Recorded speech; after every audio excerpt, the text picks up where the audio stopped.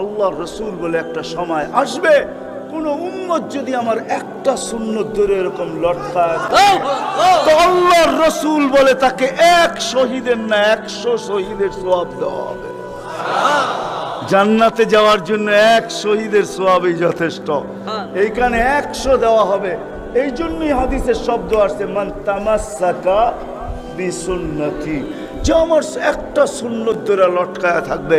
যুবক যদি ভাবে যে কোনো সুন্নতই তো আদায় করতে পারতেছি না, না পরিবেশের জন্য পারতেছি, না দুনিয়ার জন্য পারতেছি, কোনোভাবেই পারা সম্ভব না, আমিও জানি পারা সম্ভব না, সবগুলোর উপরে আমল করা যাবে না।